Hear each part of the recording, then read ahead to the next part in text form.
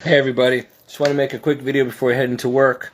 I just want to explain my Facebook page just in case. Nobody said anything. I think you guys figured it out, but I put a lot of prophecy videos on there. I'm not the one who makes those videos. I just watch them, and a lot of those ones, the people who make them, they're putting out a lot of videos the past couple of years that have been dead accurate. I mean, 2 weeks before the Ukraine invasion, they said that this would happen. That before the weeks before the Tonga explosion, weeks before the Canary Island volcano, all that stuff, they were accurate. So I'm just putting it along because the church has not approved those messages, but it doesn't mean that they're not accurate. So do with it what you want. But my Facebook page is not meant to be an alarmist page of, gloom and doom and, false prophecy or just any kind of scary stuff. It's to be a reminder to all of us that, hey, this is the world we live in, this is what's going on, and we need Jesus. Basically, bottom line, it all points back, no matter what's real or false or whatever. This world is in complete chaos, and it should not be that way. And, I don't even watch the news much. I don't have cable or anything. We're very poor here, but when I go to work, I see it on the news, and the news is just appalling. I can't even watch it. And look, I'm 42 years old. I've been on this planet for 42 years, and I have seen a lot in 42 years intensify. Just the evil in this world intensify, along with technology that's getting out of control, and we're going to blow each other off the map. So I want to put that stuff on there to keep people aware of what's circulating out there, because there's two kinds of people. There's the kinds of people like me who watch everything, and we sift through what's true and what's false, and we try the best we can to notify everybody in advance so that we're on top of stuff. Can't stop anything, but at least you could be prepared. But then there's the kind of people, and a lot of them are Christians, who just bury their head in the sand and say, hey, I don't want to hear anything negative. God is love and this and that. And they just go on with their life. And they don't even realize that World War III was about to occur. And that people like me were saying, hey, we're getting dreams from God that Russia's about to do this or whatever. And there's all kinds of stuff and nobody knows. They're like, oh yeah, well, I'll believe it when it's mainstream headlines. Why? That's what we're here for. That's what the Bible's there for, to tell you what's going to happen in advance so you don't have to depend on mainstream media. Here's what I think, and it's just my opinion, but based on the data I've collected from watching all these prophets and stuff, and my own gut instinct, Putin is going to continue. We're pissing him off. Forgive my language, but he's already started this, and he's getting a lot of slack for it now. And he expected it. I think people are in on this with him. I think this is a strategic, planned thing, and he's just a fall guy. The Bible also warns about this, so it was already written, and I think that he's going to keep going now. He's got nothing else to lose. The sanctions, he's losing a lot of friends, he's losing a lot of positions in all kinds of stuff that he was affiliated with. He started this, he's going to keep it going now, as much as he can. I think China's going to end up joining him eventually. Right now, they're kind of, I think they're hidden allies, honestly. I've had dreams where Russia and China ganged up on America. So I think that's going to happen. So my prediction is, and I hope I'm wrong, France will be a target eventually. Putin's going to spread through Europe. He's going to try to do what Hitler did. He's going to keep going, and he's going to try to, advance his kingdom there. I think that he's going to attack France. I think he's going to attack Rome, the Vatican, and I think he's going to attack America, last but not least. So that's just my predictions based on what's going on so far and based on other prophets that I've been hearing as well. So, and dreams I've been getting going back 10, 15 years where I've seen these things happen 10 years ago in these dreams. And I'm like, is this from God? It's got to be, because it's like stuff that I wasn't involved in politics and all that stuff. I didn't even know what the Iranian flag looked like, right? And in the dreams, I'm seeing these symbols, and I'm seeing these nukes with these symbols on them. And they're hitting America, and they're hitting all these places. They're hitting Rome. And I'm there when they're going off, and the mushroom cloud's going, and I can feel the heat, and then I wake up. Sometimes me and my family are running as we're burning. I mean, it's terrible. Sometimes I'm the only one left standing after it. And the point is, they're strategic targets, and how would I know that? Like, this is going back 20 years, 10, 20 years. And I had no clue and what I was seeing. So I had dreams about fake tsunami warnings, and that ended up happening. The Pope coming to Washington, D.C., I saw it before it happened. I mean, I don't know where it all comes from. Some people say, be careful, it could be the devil. Whatever it is, well, even if it is the devil, I don't know why he would show me these things, because I'm just going to go and warn people, we need Jesus, we need Jesus, you need Jesus. So I just take it and direct everybody to Jesus. Can't go wrong doing that. And I don't think the devil would do that, because he knows what I'm going to do. So why would he want to help me? He wants me to lead people away from Christ, not to them. So it's not coming from the devil, and I'm not some psychic that I know of. But I've had these gifts since I was a child, so I can't explain it. There's a lot of saints that had similar experiences, mystics, whatever. I don't know what I am. I don't care. I'm not the only one. There's a lot of us on this planet. I'm just saying that I take it with a grain of salt. Well, actually more than a grain of salt, but I take it seriously, and I wait and I see what happens, and then I start saying, okay, this is worth pushing forward just in case. If I'm wrong, good, because I don't want any of these things to happen. But if I'm right, you heard it from me first, and then all of a sudden I see all these other prophets with the same thing. It's like, okay, they have videos that they're actually making. I don't make videos and stuff like that. This is all I do. I'm not tech savvy. So I just push along on my page what I agree with, that I really think, yes, that's a possibility, or yes, that's going to happen, or yes, that's what I've seen also. Again, I don't know. I'm not a prophet. I don't like that title. If I am, I don't know it, and I didn't never ask for it. So, because there's a lot of false prophets in this world, and I don't want to be labeled by God a false prophet. I'll go to hell. So I am not trying to do that. I'm just doing the best I can. I'm nobody. I don't even have a home of my own. I live with somebody. My car's broken down. I'm poorer than dirt.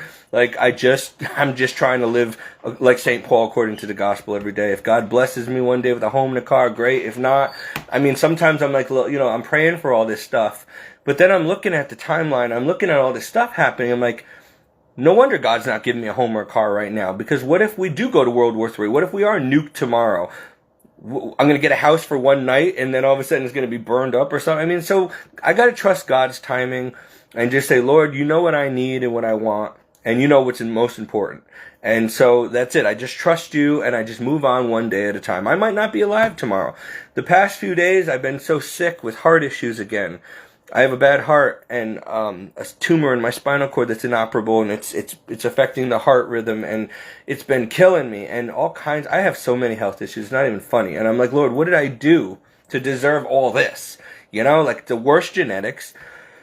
I suffer a lot, but he keeps me going, and as long as I'm not in a wheelchair, I'm not, I'm like, listen, as long as I can work, as long as I can, and there's not much I can do, but I do what I can, you know what I'm saying? But I try to keep him first. And really, I have a roof over my head, a bed to sleep in. I have a car to use right now. I have a job, which is it's not monetarily rewarding, but it's doing God's work here. He said, take care of the widows, the elderly, the orphans, the sick, the poor. That's what I do. So, and I make minimum wage to do it. But, hey, I'm not supposed to. I guess God doesn't want me getting too involved in the world, because then I can't do this. I can't be all about him and the world. So, yesterday, I got to tell you, I don't know how, and I don't even know why I'm saying this. I'm embarrassed to admit this, but yesterday was supposed to be a good day to rejoice, because after 7 years of working on Donna, who I live with, trying to get her back to Christ, and she was Protestant, but she was non-denominational. She doesn't even know if she was ever baptized. The church found no record of her ever being baptized. So she's 76 and almost died 4 times already the past 2 years. I'm like, you need to be baptized. You need to at least do that. You have, Finally, I can't tell you how many fights we had over the years. She's finally becoming a Catholic and going to get baptized. So yesterday we go to the cathedral in Hartford, right? And this is maybe pride or just, I don't know what happened. I was happy. I was so happy bringing her there. But then when I got there, some people from church basically said, oh, we'll handle everything. Don't worry about it. And my friend Bob, who I'm glad he did this, became her godfather, not me. And he got to go up there and bring her to the Lord. And he got to go up there and take photos with her and the bishop. And I'm like, but do you have any idea how much I've been teaching this woman the faith for 7 years? We've had arguments over it. It was like pulling teeth to get her to the Lord. And someone else just steps in and takes over and takes the credit and vouches for her. And I'm like, I felt robbed. My heart broke. I was like, and I was trying to fight the tears, and I'm sitting there in this cathedral with thousands of people, and I'm like, oh my gosh, I should be crying tears of joy that Don is being saved, but instead, I'm being selfish here, and I'm really heartbroken because you don't know how many people I've brought back into the church over the years. Through my ministry, through my annoying, nonstop perseverance, making people go to confessions, because they come out of that confession after 20 years and they're brand new and they never touch drugs again and they're married and happy with kids. It only takes one time, and I know that, and I've been doing it for years, countless people. Nobody knows but God. And, it's just sometimes you just wish that somebody would give you credit. But instead, I get people in my church, they all look at me like I'm a crazy person, or, oh, that's just Steve, or, when it comes to something important like this, they never give me credit. They don't let me do it. They don't let me represent. They don't let me meet the bishop. They keep me hidden. And it really broke my heart. And yesterday, I was surrounded by all these seminarians, and I felt like I was back in seminary again. And I'm still trying not to cry right now because it literally broke my heart because I miss it. And I was there, it was this close, and I'm like, I should be up there with those priests right now in that procession. That was supposed to be me, that was my dream. And so sitting there in this big cathedral just brought me back. And it really just, maybe the devil did it, but this depression came over me. It was heart-wrenching. I thought I was going to have a heart attack. And I ran to the tabernacle. I literally ran. I'm like, where's the tabernacle? Why isn't Jesus front and center in the cathedral? Where is he? I can't even, he's over there in the corner. I'm like, that's messed up. And, the center should not be the altar or the bishop. It should be Jesus. But I can't even find him. I've never been here before. So I found him, and I just got on my knees. I kissed the ground, and I just tried not to cry. And I'm like, I just sat there talking to him in my heart. And I'm like, Lord, I'm supposed to be happy for Donna, But I don't know why I'm so sad. I'm so hurt because I did all this legwork. And this is not just the first time. Like when I worked at Play Magazine, I got that place from 2 ads a week, and I was selling Pilot Pen, $1 million ads. And the money, I did that in 6 months. I was relentless, and God helped me land those companies. And then when it came to the $4,000 or $50,000 commission that was supposed to be mine, they gave it to someone else who had seniority in the company. Then they didn't even give me my last commission check when I left and moved to Florida, and I needed it for furniture. So I got robbed of a lot of money that I worked so hard for. And this happens over and over and over again. Everywhere I go, I work hard, I shoot to the top, I pray. God helps me do the impossible, and then someone else gets the credit or the money. And this time, this is a soul. And now everybody's going to look, oh, there's Bob. Oh, isn't that sweet? Oh, thank you, Bob, for bringing Don into the church. And I'm like, no, Bob's a close friend of mine, and I'm happy for him. And he's very holy and religious. But Donna chose him because she didn't know any better, and they told her to choose him. Like, I was the one that was supposed to do it. And I'm like, Lord, I can't even get a thank you. Like, I can't even be the one to bring her to the altar for you and say, here, Lord, here's another one, Lord. Nobody will know that it was my doing. Actually, it was the Lord's doing through me. But, it just breaks my heart. And I'm happy for her. But I'm stepping back now. And I'm like, I can't be around that environment because it breaks my heart. Being there with the bishop and all that pomp and circumstance, it really is what I wanted with all my heart. And I know I'll never be a priest. And it just crushed me. And then I broke down in the car and in front of Donna and Bob, and they're like, what's the matter? And I told them, I'm like, I'm sorry. I'm happy for Donna. This is supposed to be her day. And I'm being selfish, I said, but I am feeling so much depression, so much pain. Like my heart is ripped in two. I can't explain it, and it must be diabolical because I was fine 1 minute sitting there, and all of a sudden it just hit me, and I'm like in a cathedral. And I was running to the tabernacle, and I was there for 10 minutes on my knees just staring and talking to Jesus in my mind. Jesus, take this away, please. I put it on the cross with yours. What's going on here? It's going to literally stop my heart. My heart was already having a problem that day with chest pains and everything, but then this depression just gripped it. And I haven't felt that kind of heartache since my dad died. And it just really welled up, and I realized like I lost my vocation. It wasn't my fault. I didn't do anything to deserve it. I could have been happy. I could have been somebody. I could have been a really good priest. I would have had an education. I would have had a life. And I'm like, I don't understand, Lord. Why? why did this happen? I was angry at him too. I'm like, why did you let this happen? Why am I here? Like, I don't even need to be here. And the people that came from our church were, yeah, Steve, we got it. Just sit over there. I totally got cut out of the whole thing. And I had to sit with strangers. I couldn't even sit with Bob and Donna. And I'm like, wait a minute. I drove her up here. I brought her here. Like, this was all my doing. I told her to take the RCIA classes. I begged her to become a Catholic and get baptized. What about me? Nothing.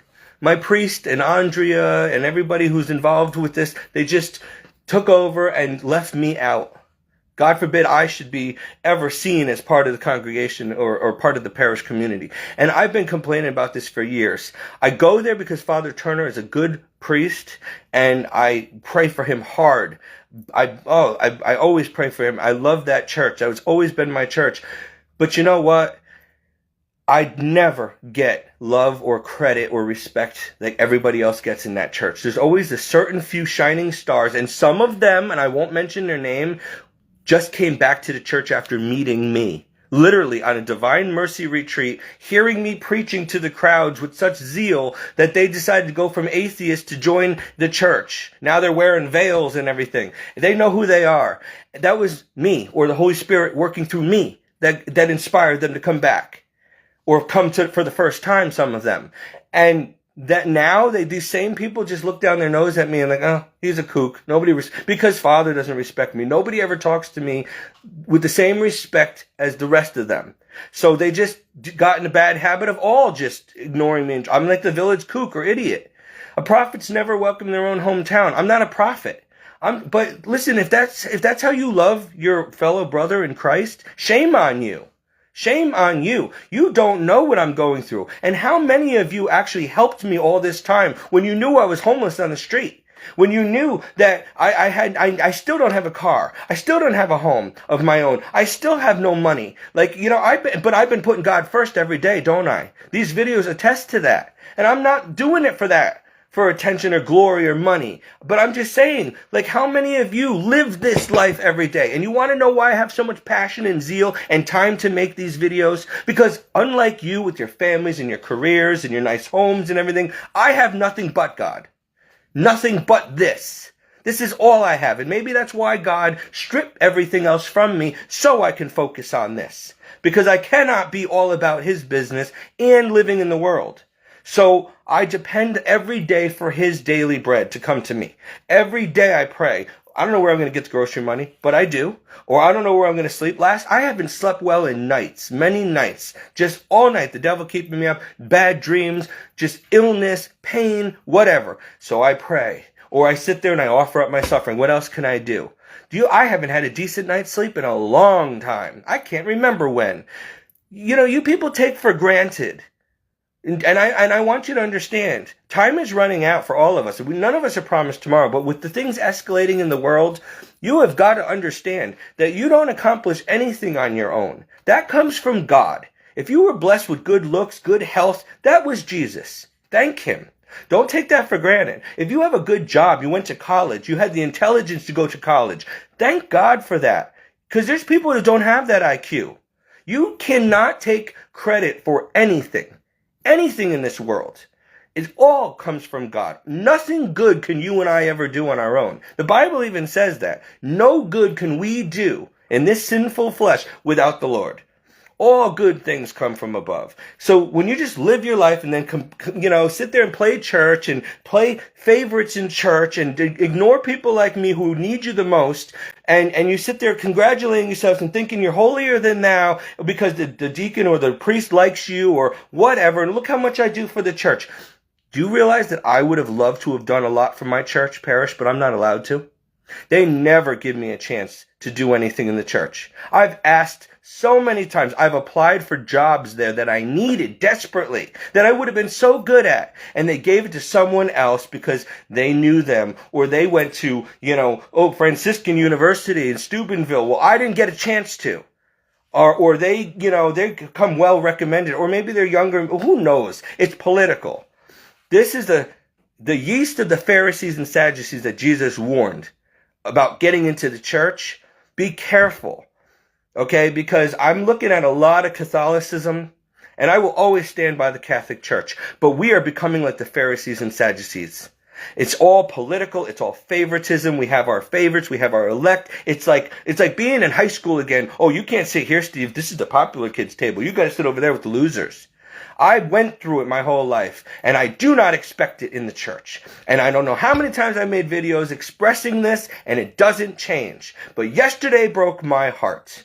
And I want the church to know, I brought Donna into the church. And I'm not trying to be proud, but for heaven's sakes, you have no idea what it took. She can tell you. I remember, and this is ridiculous, the attacks that Satan has put on me by trying to get this woman baptized and saved. You don't know what I go through. If I were to tell you, you'd put me in a loony bin. Why? Because you have no faith.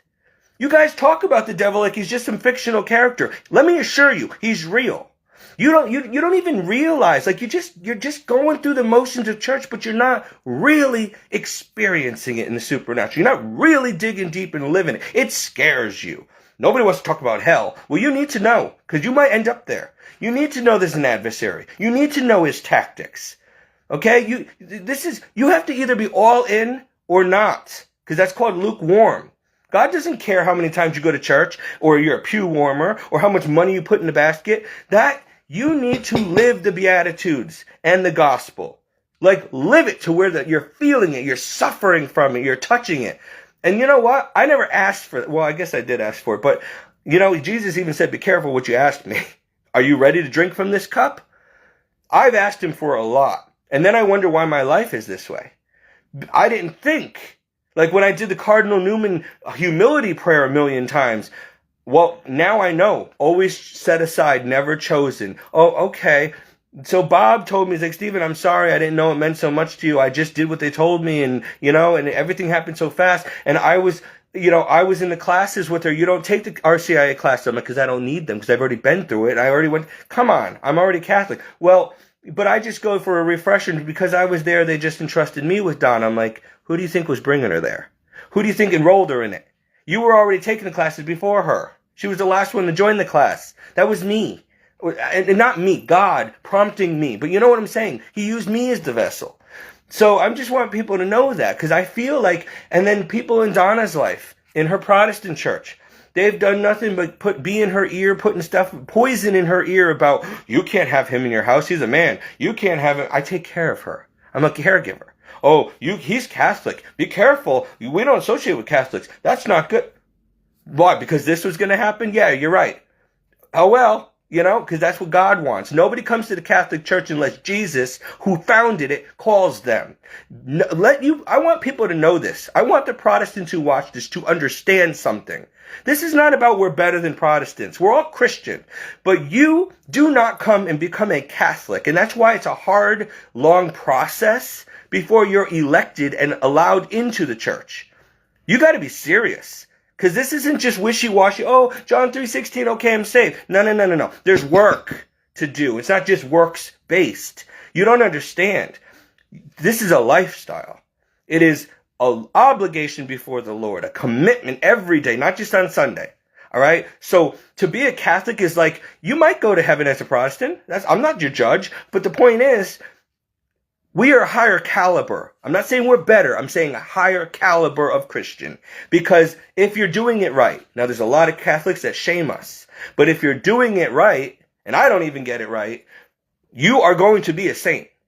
And you are going to live very piously and very strictly. You're going to be above the rest. There are levels in heaven, Some of us will be lucky to be janitors there, just getting by the skin of our teeth if we can guard the door.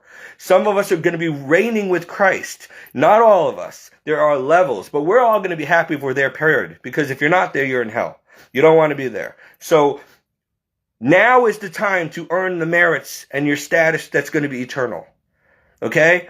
There's a lot that goes on in heaven that people don't know. So you have to... It's not a Protestant Catholic thing. It's just the fact that Jesus calls you to the Catholic Church. You don't just decide, oh, I want to be Catholic. Maybe you're born into it, whatever. That's because your parents were. But you can fall away very easily. And most do. So a lot of Protestants are people who left the Catholic Church. And every one of them I've asked, why did you leave? And it was always the same garbage excuse. It's too hard. Oh, these rules and holy days of obligation and the fasting and the this and the penance and the prayers and the... Oh, so you took the easy road. You lazy servant. You took the easy road. Oh, okay. So you can what? Enjoy the world? Think about that. Why else would you choose the easy road? This is supposed to be the road of the cross. It's not easy. It requires pain and suffering and time and investment. Yes, that's why we're Catholic. If we wanted the easy road, we'd just be Protestants. I'm not knocking Protestants here. I'm telling you the truth. You want to be a saint? You want to be close to God? You want to walk in the supernatural? You're going to do this. You're going to do it right. Or you just want to get in by the skin of your teeth and gamble with your eternity? Then go ahead. Go be a non-denominational. Go out there and play your guitars and your strobe lights and, oh, Jesus loved me. That's great. Wonderful. He's not impressed. And I'm not impressed. I've done all that. I've studied so many different religions. I've tried everything. And I kept coming back because this is where I belong. This is what makes most sense. Because it's not easy. Because the road is narrow and nobody wants to take it. So the ones who do that for the Lord, the ones who say, okay, Lord, I'll pick up a cross and follow you on this windy, thorny, rocky road. I'll do that because I love you that much. Blessed are you. The rest of you who just want to ride on Jesus' coattails and hope you're going to get in, you're gambling. But okay, who am I to judge? I hope I'm wrong. I would rather the Protestants be right and have Jesus say, oh, you Catholics, you didn't have to try so hard, but I appreciate it, though. Welcome.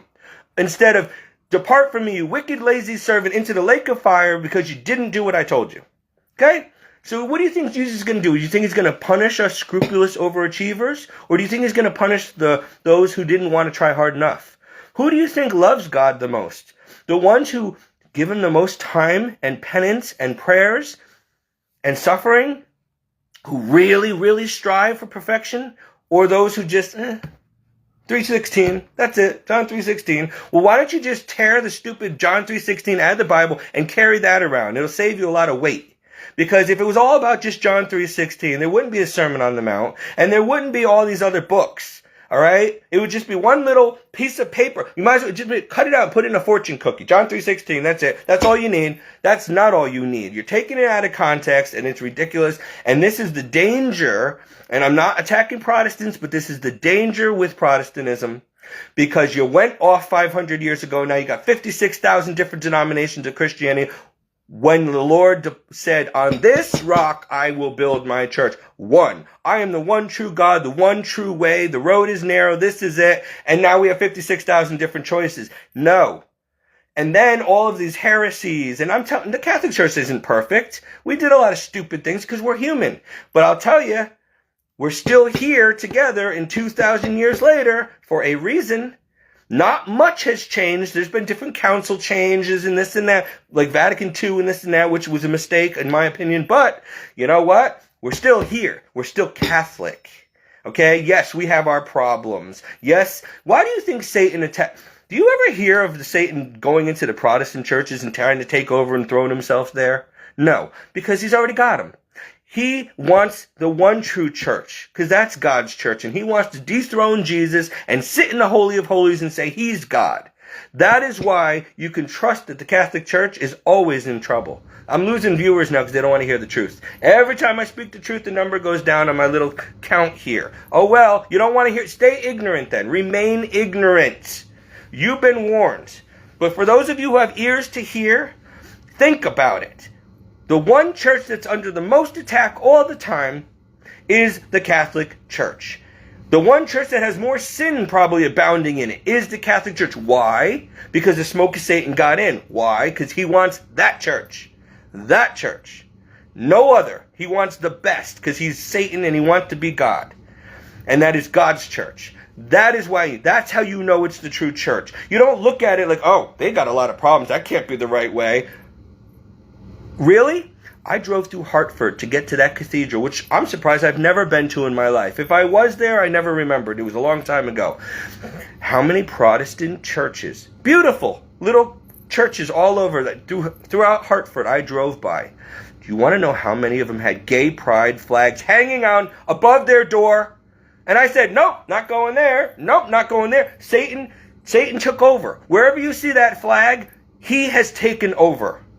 Because it's not just saying, oh, all are welcome here. We welcome everybody into the Catholic Church, obviously, otherwise we wouldn't have so many homosexual priests and problems. So don't sit there and say we don't welcome people. What are you talking about? No, that's the problem. We're too open and welcoming, too affirming, because we don't set the law and say, listen, all are welcome to come to the Lord, but you will follow the rules. There are rules to be a Christian, or you are wasting your time and God's time. Jesus died not so you can sin and do whatever you want, but so that you can go to heaven by following the way. And the way has commandments. And those commandments will be obeyed. And this is not me telling you, this is God telling you. The commandments will be obeyed or you're not going to heaven. That's for all of us. I don't care who you are. Atheist, Protestant, Catholic, I don't care. There are rules from God. And you will learn to do them. Because that is how he knows you love him. You will obey him. And then you will go up. Because his son paid the price. But if you do not, he didn't pay for that for you. That blood is not going to be wasted on you because you don't obey. What is he going to let another bunch of more Satans up there? He learned the first time. He's not going to allow it to happen a second time. Hurt me once, shame on you. Hurt me twice, shame on me. And God is not going to be put to shame. He will not be mocked. So what Satan did will never be allowed to happen again. Never. God allowed it to teach everyone in the universe, angels and humans alike. That will never happen again. That was a choice. I allowed it for a lesson to be learned that will last all eternity. But it will not happen again. I will not be shamed or mocked. I'm not stupid. So, you know what? People want to come to heaven. They're going to have to be finely strained. They're going to have to be finely chosen. Like, they're going to have to prove themselves. Then when they're here, I know I can trust them. They will never rebel. And if they even have the idea of rebelling, they're going to look across that dark chasm to hell, where the smoke of people's torment will rise for all eternity. And they're going to say, yeah, nope, bad idea. I'm sticking with God. That is the point of this. That's why you'll always be able to see hell from over a chasm, a great gulf from heaven. Just in case you ever get some hotshot idea again, like the devil, to try to do something stupid, that's where you'll end up. And when you look at that, you're going to be, nope, Satan knew that and he still did it.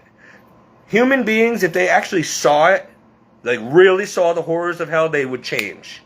So let me just tell you that, and I got to end this because I got to go to work. I don't know where all this came from. I was just trying to just make a video, and I'm just being honest with you people. You can hate me, you can say I'm proud and whatever.